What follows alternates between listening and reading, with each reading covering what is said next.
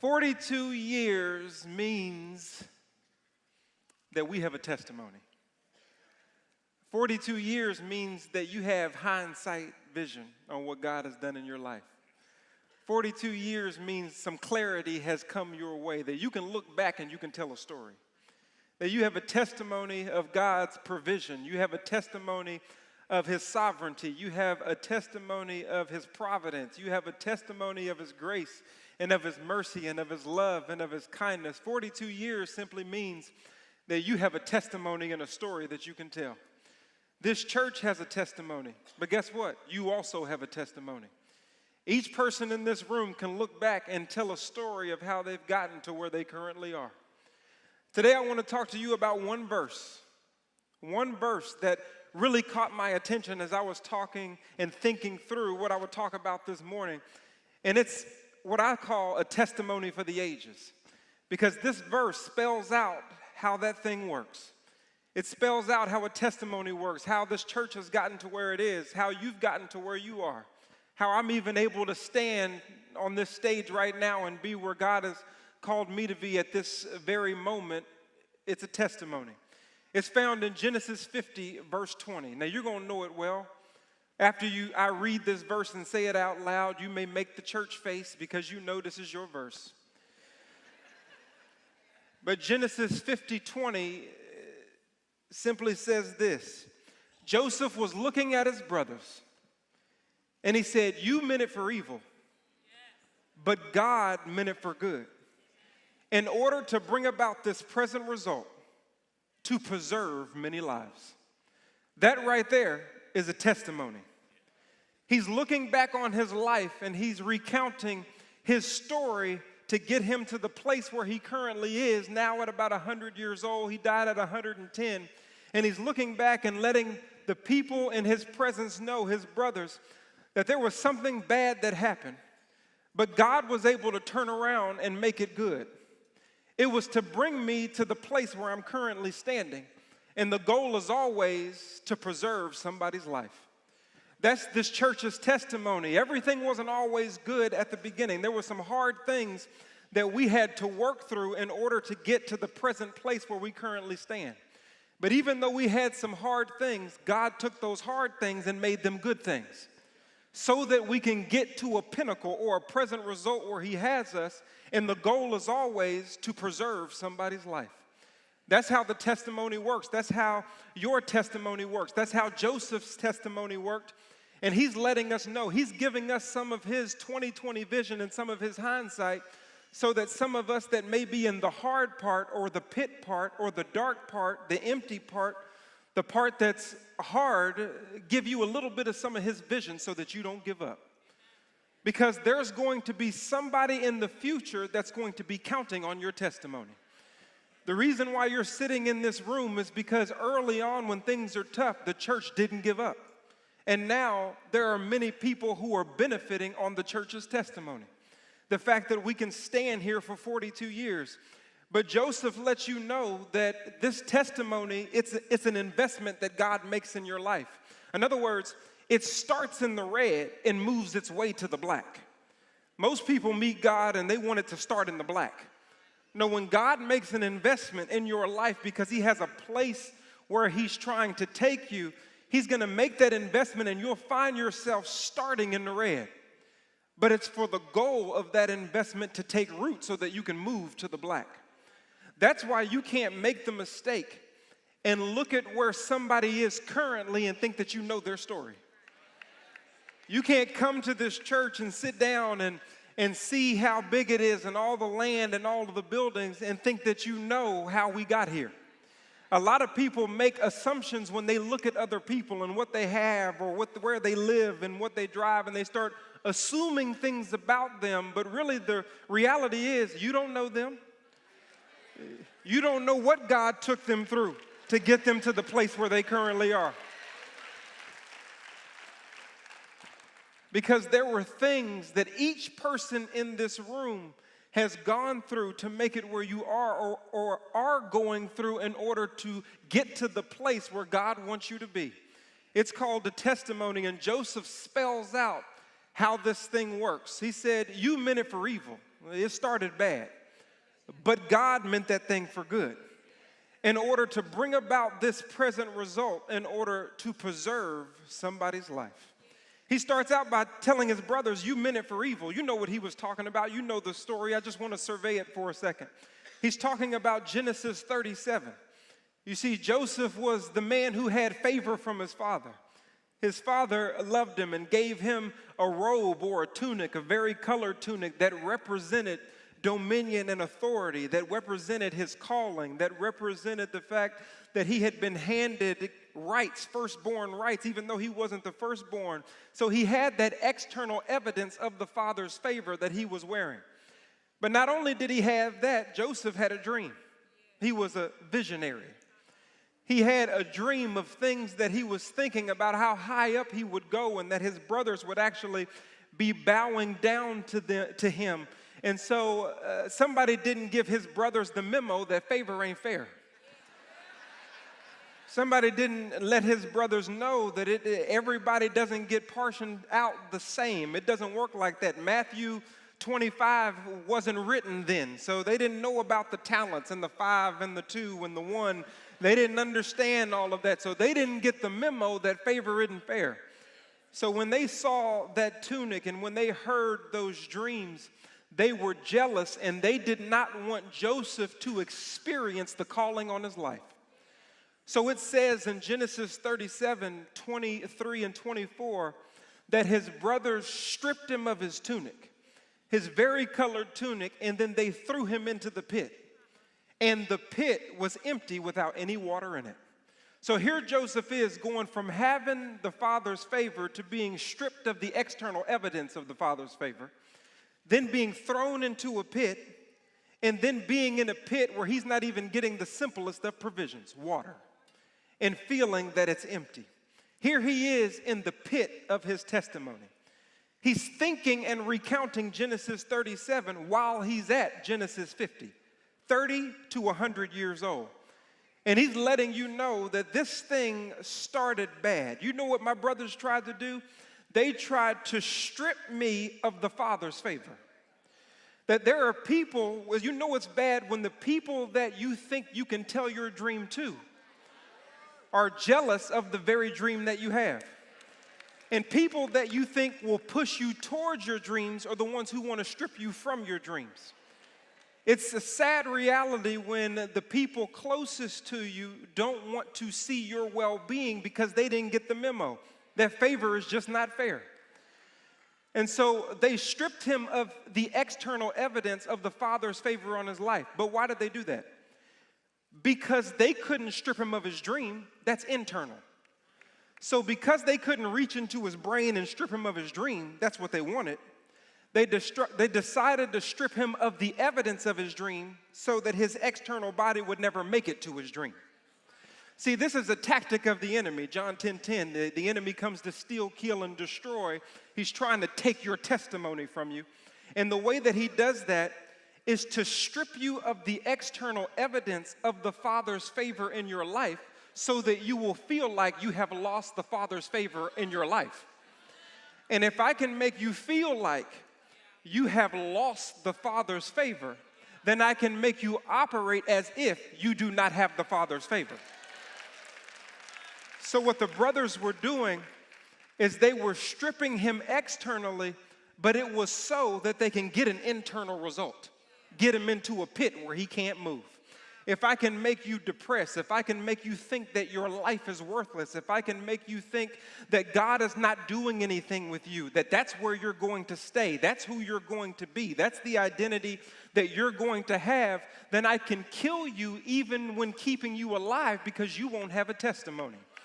You won't have a Genesis 50 experience because me stripping you externally has stripped you internally.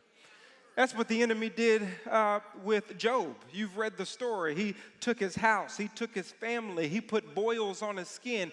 He did all of these external methods, but it was for an internal result. You need to deny God. My purpose is to try to get you to denounce God. It's not about all of these external things. I'm just using that as a vehicle. He did it with Adam and Eve. You see this fruit, you see that tree. He got him to think about the external, but the purpose was for internal sin, to mess up the world. He did it with Jesus in Matthew chapter 4. He showed him the rock, turn it into bread. He showed them the kingdoms of this earth. I'll give them to you, but I need you to bow down and worship me. He's always trying to do something in our external world to strip us of what God is trying to do in the spiritual providential world. That's what Joseph is talking about when he recounts this story. And that happened to us as a church. Most people don't know that there was a time where we had nowhere to go. As a church, we were at Adele Turner, which is my elementary school, right around the corner here on Polk Street. And we had nowhere to go because the school had decided, even though we were meeting there and God's favor was there and we were clothed with a place to meet in a church house, they decided they could not host us anymore. They decided that we have to move you along. And so my parents and the elders and deacons at that time were in a rock and a hard place because I thought we had the Father's favor, but now we're stripped of the external evidence that we used to have. And so this church has experienced what it is to feel and see the Father working in your life, but then to also see the enemy try to strip it from you. But just because the enemy strips it doesn't mean that God doesn't still have it. Just because you lose, because the enemy does this, just because you lose the external evidence of the Father's favor doesn't mean you don't still have the internal providence of what God is doing. We have to have clarity of vision, and Genesis 50 gives us clarity of vision based on this testimony. That God has a testimony for your life. He has a purpose for your life.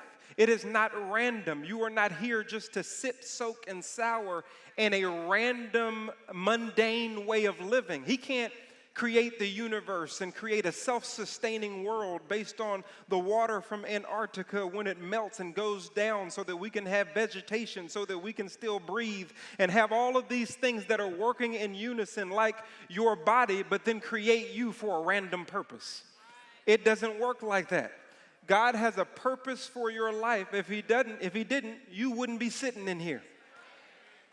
But what the enemy wants you to do is think otherwise when he puts you in that pit. Oh, I'm not going to make it. I'm not really sure that I'm not going to get there. I don't really know if God has my back. I feel forgotten. This isn't for me. I see what everybody else is doing, but my vision is fuzzy because I don't see what God is doing in my life. That is a tactic of the enemy to ruin your Genesis 50 experience.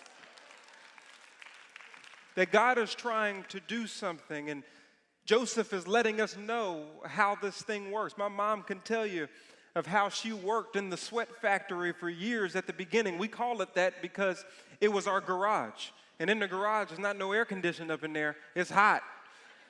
But she was trying to help Tony Evans get to where he was trying to go. And so she would call my sisters into the sweat factory so that they could put tapes in the envelopes. Tapes, not CDs, not MP3s.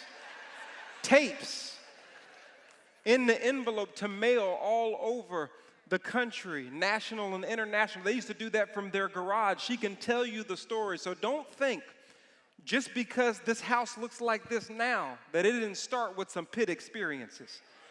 This palace is just a result of the pit experiences. This palace is just a result of the testimony of going through Genesis 37 to get to Genesis 50. That's what he did. He threw them into a pit that was empty and it was waterless. And if the truth be told, there are people in the room that are feeling empty. You're feeling like you're not even getting simple provisions.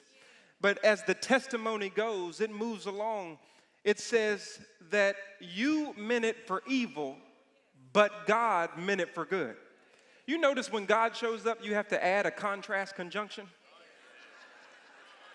See, when God shows up, there is always a but, however, conversely.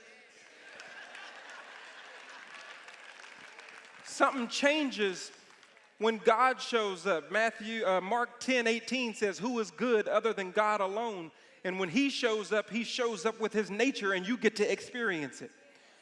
People often ask, well, if God is so good, then why do I experience this much bad? Well, because when you experience the bad, that's what illuminates that he's so good. If everything was always good, you'd be confused on where the good is coming from. And he wants to make sure you're not confused when you get to your Genesis 50 testimony. He wants to make sure you know where this thing is coming from. I don't know if you've ever been to a superhero movie and the movie didn't have no villain or no problem. Oh, that's a dumb movie. Nobody want to watch no superhero movie where he just flying around just because he got power. He needs to be able to fix something in order to throw on a super to his hero. And the reason why we know we serve a superhero, because we standing at 42 years, is because there was some problems that he redirected. It said that you meant it for evil, but God meant it for good. In other words, we're talking about the same Genesis 37 experience, but God changed the meaning of the same experience. Because we're talking about the same thing, but God is a meaning changer. He comes into the problem and he changes your testimony from a problem to a praise. You're talking about the same thing in your testimony. This is what happened, but let me tell you how God turned that thing around.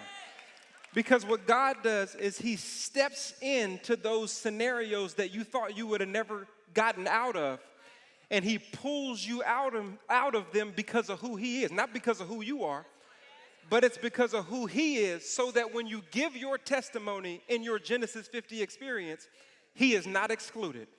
Let me show you how he did that for Joseph. Joseph was stripped in chapter 37.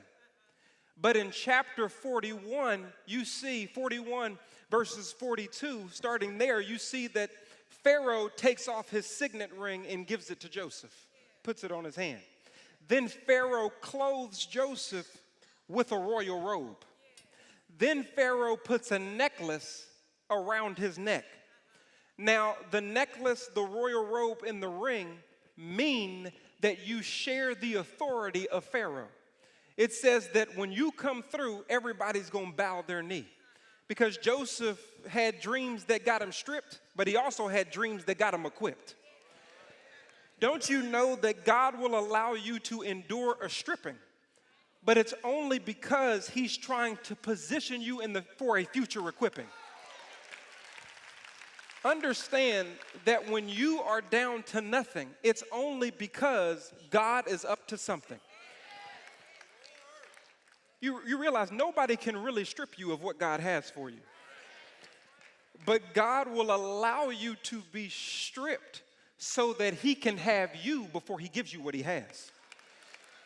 We got to understand that what you're going through is for a testimony. Somebody's life is going to be preserved by your story, so you can't give up, because we're being preserved by this testimony. If my parents were to stop because they were stripped of Elder Adele Turner, we wouldn't be in here right now preserving people's lives. The testimony has to start in the red, but it's only so God can move you to the black and you can say, it wasn't me, he did it. As I recount that story in my dad's story in Adele Turner, because I didn't finish it, we got stripped, and I remember him telling me that he went in to talk to a former linebacker of the Dallas Cowboys named Bob Brunick. Bob Brunick was in there, and I don't know what my dad was doing, but I could probably guess. Don't have anywhere to go. Bob Brunick plays for the Cowboys. Maybe it was to get a check. Because he'll talk about some giving. Now, make sure we got lights. And so he was in there talking to Bob Brunick. They're great friends. So probably just explaining to him that I had God's favor, and now we're stripped of a place to go. And so the church was homeless for a little while. And so he was explaining that to Bob Brunick in his office. But then some random guy walked past the room. And he walked past the room, and then he backed up and stood in the doorway. So no, my dad is talking to Bob, but he's looking back over his shoulder like, who is this cat? Okay, so he's trying to figure out who this dude is, being nosy about our conversation. So he's starting to feel, you know, when somebody's in your stuff, you start to kind of feel some kind of way about why are you standing there? Keep on moving. And then the guy who's standing there gets comfortable on the doorway and crosses his leg. So now he's giving him a hint that I ain't going nowhere. I'm going to stay here and watch and listen to what's going on. Then that dude comes and sits down next to my dad. So now Tony Evans got smoke coming out of his ears and fire coming out of his nose because he's trying to explain to Bob Brunick what's going on with the church. Then the dudes start asking questions. And so now my dad is giving him short answers. Yes, no, why are you here? In his mind, he just, yes, you know, okay, well, we're trying to do this. So the guy is probing him for answers and giving him questions. And he tells him, well, you know, there's this little chapel that we have right down the street. We're looking at it. We've been talking to the people about it, but we just don't have the money for it. So we're trying to figure out what we're going to do. And that's when the guy asked the question. He said, well, how much does it cost? And my dad said, in his brain, what's it to you? Why are you here? My dad told him, he said, well, you know, it's $200,000. Then that man pulls out his checkbook and he opens it up. Now the countenance on my father's face just changes. All of a sudden now he's popping his suit and he's answering questions. Well, you know, my overall vision is to have all of the land. And he started doing his sermon kicks. You know, he started stepping around because he's trying to figure out what's about to happen up in here. But that man, he wrote a check for $200,000 and handed it to my father, then got up out of that seat that used to be a nuisance and went back to that hallway and just walked right off. This church has a testimony. God will allow you to be stripped, but it's only so that he can show up and do some equipping up in here, so that you can talk about the goodness of God, so that you can see how you got from point A to your point B. Don't forget, you didn't get here because of your 2 feet. You got here because of his mercy and his grace. You got here because of where he's taking you. That he has a testimony. He's telling his brothers, you meant it for evil, but don't worry, it's okay, because God meant this thing for good. And the last time I checked, when he cast that check, it went through. Because when God comes through, his stuff don't bounce.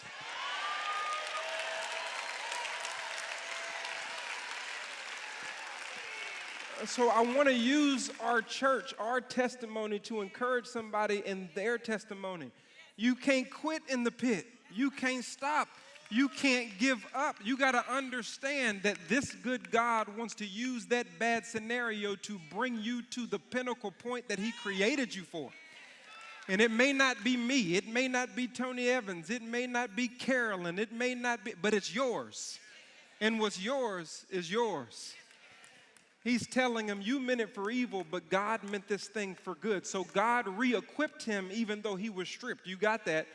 But I want to show you how else God took that same scenario to turn it and make it good. It says that the pit, Genesis 37, it says, verse 24, it says that the pit was empty without any water in it. Now I was thinking to myself, now why in the world, sometimes you have to read the Bible and then step back and think a little bit. Why in the world would the author go into so much trouble to tell you the nature of the pit? It's good enough that he got stripped and he in there. Why are you telling me that it's empty and it has no water in it?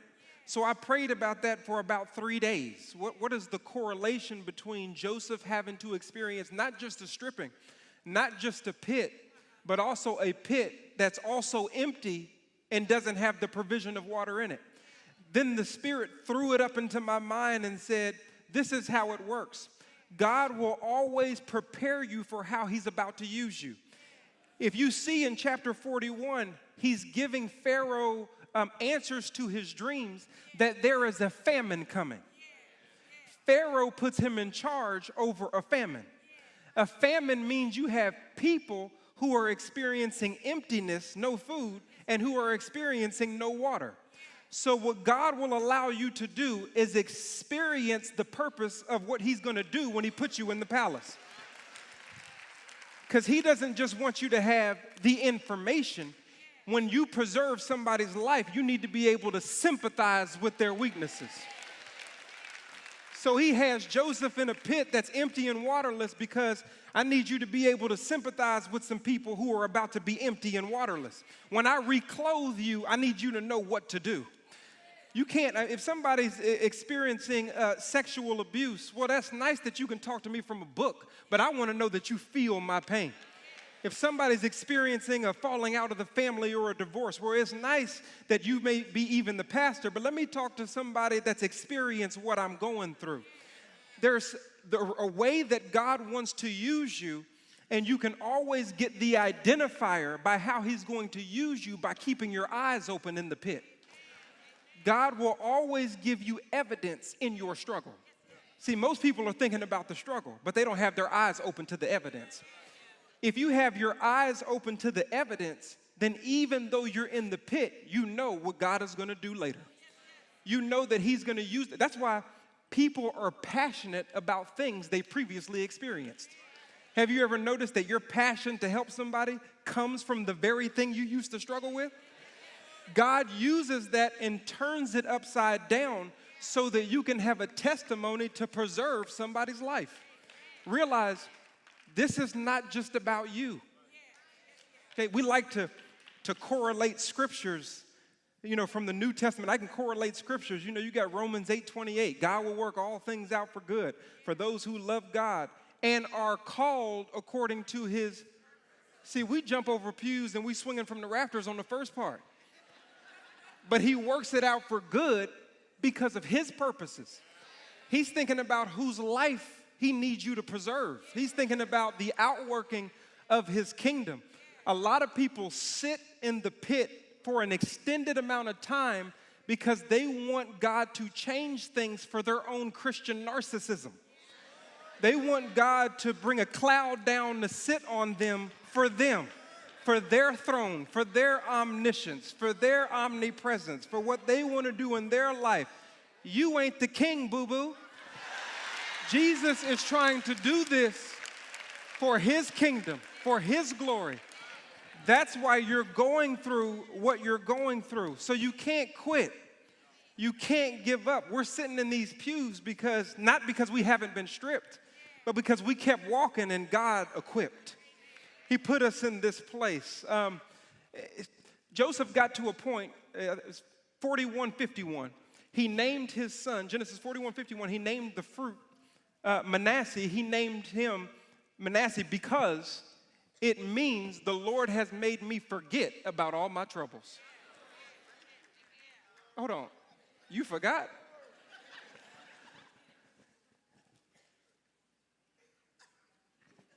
So you don't remember what you went through?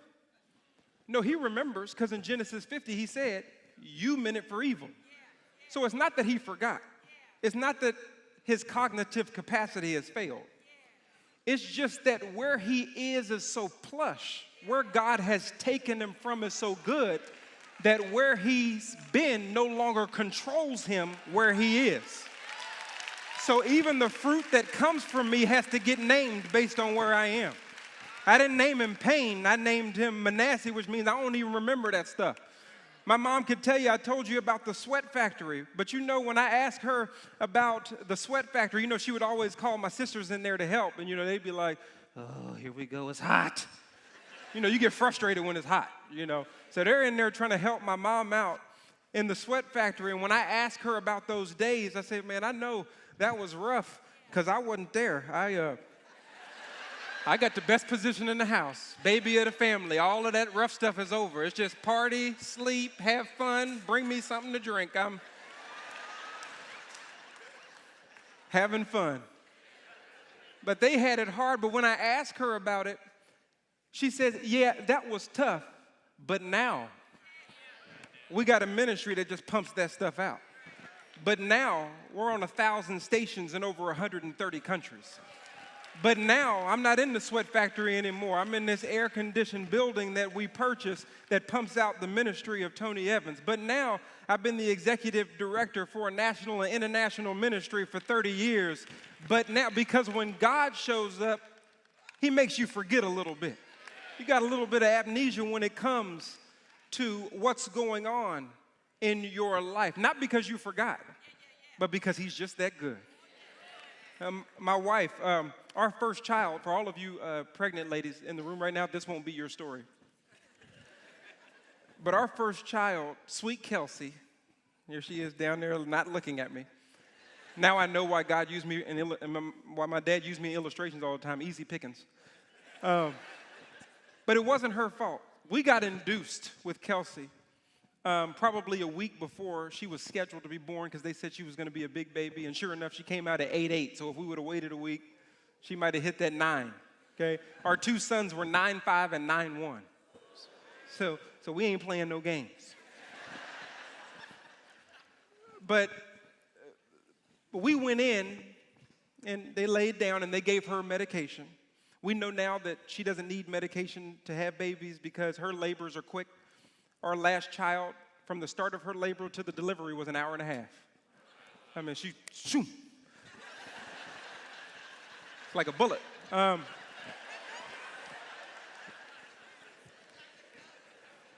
But this one, we didn't know it was our first time, and so we had some medication. We got induced. That medication had a negative effect on my wife. She had contractions with no breaks.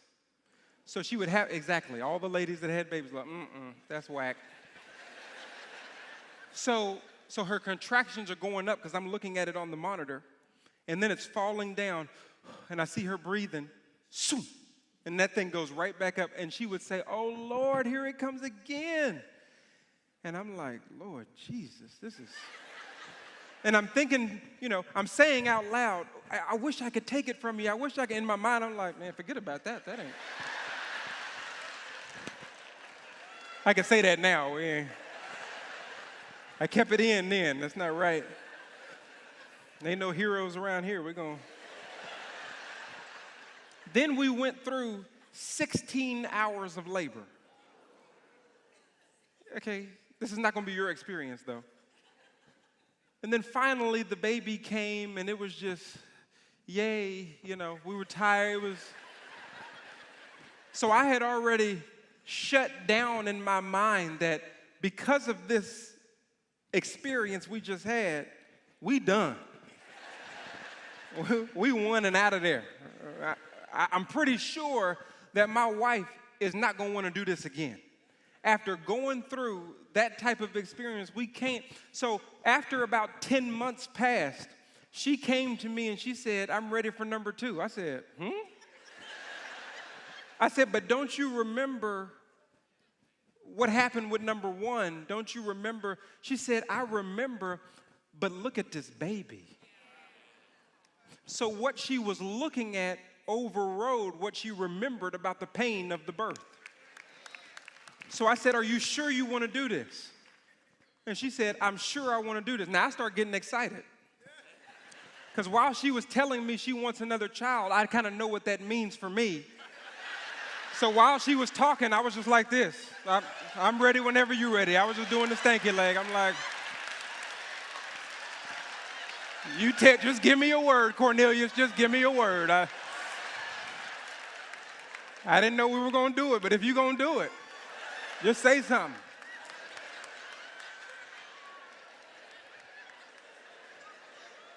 Was that funny, y'all? It was the baby. See, when God delivers what he's going to deliver in your life, you'll look at that baby and say, oh, it was worth it. Let's do this thing again. There is a testimony. And he said, it was so good that I can't even remember my troubles in my father's household. That God is trying to do something in your life. He's trying to birth something and produce something and bring fruit about, but you can't quit. You can't throw in the towel in the middle of your testimony, or the stripping from the enemy would have won. that he's taken you down, and you never lost the Father's favor just because you lost a little bit of physical evidence. Physical evidence doesn't override God's spiritual providence. So never get it twisted as you're walking through this life that I got to keep going, because somebody's life is going to be preserved based on my testimony. Let me tell you a story about my testimony just for a second. Most people know I was a sports guy. That thing is over now. But I was a sports guy, football player, played at Duncanville High School, won the state championship, then went to Baylor, got educated. We didn't win no games, but my parents thought I was a winner because I got a full scholarship. That means you won. I care less how many games you win. So I've got a full scholarship, full ride to go to Baylor University, and I had a dream. Everybody knows my dream was to play in the NFL. I wanted to play in the NFL, and I told God, just allow me to run out the tunnel. I just want to run out the tunnel. I just want to feel the fire and see the planes and hear the crowd. I just wanted that opportunity to play a few games in the NFL.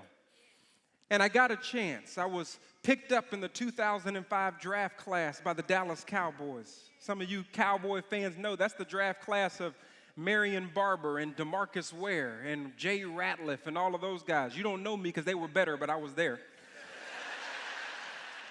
They still write checks to everybody. I was in there. So I was there, but 3 weeks into being equipped, I was stripped. I walked up to the door, and the guy that we call the Grim Reaper, he stepped out and put his hands on my chest. Then he reached out and he took the playbook. He didn't say a word. He just pointed that way. Because you know what that means. He just going back. Now, I only had 20 minutes to mope because I'm playing for the Cowboys. I'll be home in 20 minutes. So it's not like I got a flight to cry about it. No, I've got to go home and try to reassemble. And then I got a call from the San Diego Chargers. I said, okay, God, let's make this thing happen. Let's make this dream come to life. And then they said, but we're going to allocate you to NFL Europe so that you can develop. I was like, develop? I don't need to develop. So I go to this NFL Europe League, and things keep going downhill. We're in training camp, and you have a 2-hour practice. Then they let you take off your helmet and eat a banana and an apple, put it back on, and go do another 2-hour practice. I said, this ain't for me. I don't want to do this. We're out there in Tampa. It's hot. We finally fly to Germany. It's white walls, white sheets, no English-speaking channels for several months. I wanted to quit. I called my dad, and I told him, I said, I'm going to quit football. I'm out. I'm done. This is not for me. So I said, book a flight because I don't have no money. Me and my brother always talking about we ain't got no money, and we need him to co-sign. I don't need him to co-sign. I need him to sign by himself.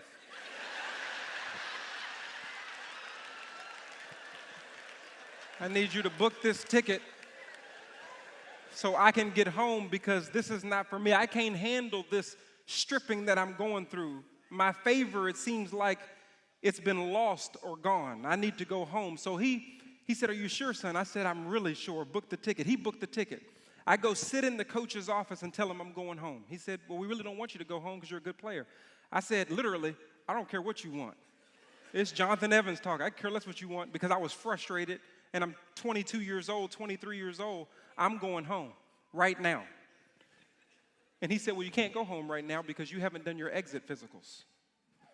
You can do your exit physical tomorrow night because that's a liability. You let a player go home before he does his exit physicals, they can come back and say I was hurt on the job and try to get paid that way. So I called my dad and said, I can't go home till tomorrow night. My dad said, don't you think it's interesting? I said, oh, Lord, here goes this philosopher. That you couldn't leave when you wanted to leave? He said, so I want you to do something for me. I want you to go out to one more practice, and I want you to ask God if he wants you there, in spite of whether you think you want to be there. So I went back out to that practice, and I kid you not, in the practice, I was crying. You know when you're really crying because you can't control your neck?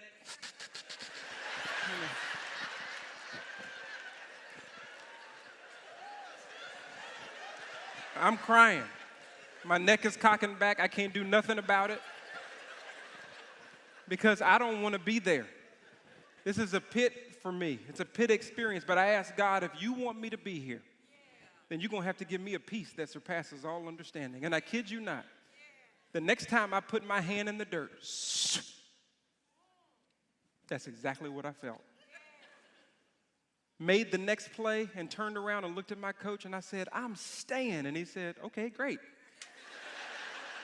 I don't know where this came from, but then I realized by the end of the season, my teammates had given me a new nickname. They called me Rev. 7 players accepted Jesus Christ.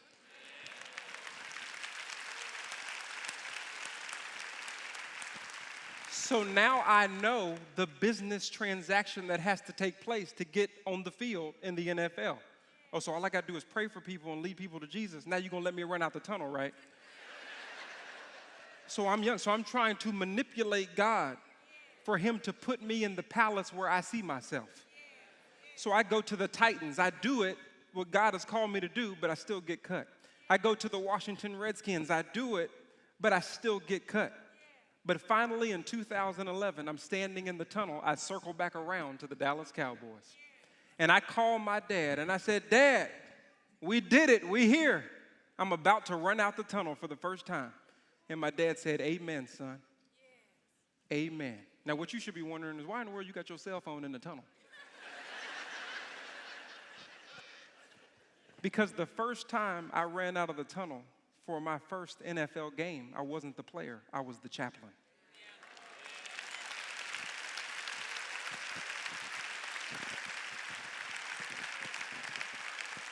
Because God has a plan for your testimony. Now, it may not be your plan, but it's a good plan. And it's to give you a future and to give you a hope. You have a testimony in the room. What I came here to say this morning is the church has a testimony, but it's to preserve somebody's life. You have a testimony, but it's to preserve somebody's life. Don't think it's about you lest you end up like a fruit that's eating itself, rotten. You've been placed here to preserve somebody's life by the blood of the Lamb and the word of your testimony. Jesus Christ has a testimony. The reason why we have a testimony is because he has a testimony. He was rejected by the people who he came to save, but he lived a perfect life. He experienced death, and then he rose to be with the Father. And the only reason why you can be grateful in your testimony is because of his testimony. The only reason why we can celebrate a Jackie Robinson anniversary of 42 years is like, you remember Jackie Robinson, he would go into the stadiums where he was rejected, but he would still hit home runs. Jesus stepped up to the plate over 2,000 years ago. The enemy tried to throw him a curveball, but he had a perfect swing with his life, and he knocked that thing over the center field wall. He ran around first base of his humanity, second base of death and rejection, third base of resurrection, but then he came home to be seated at by the right hand of the Father, and we can celebrate our testimony because of the home run that he hit. We can get excited about our testimony because he gave us a good at-bat. We can be excited about who we are because of who he is. And I'm excited about our testimony as a church because Jesus knocked that thing over the center field wall and the crowd goes wild because Jesus made that thing happen.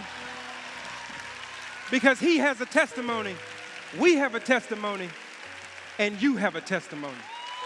Tell your story, live your story, because it will preserve somebody's life.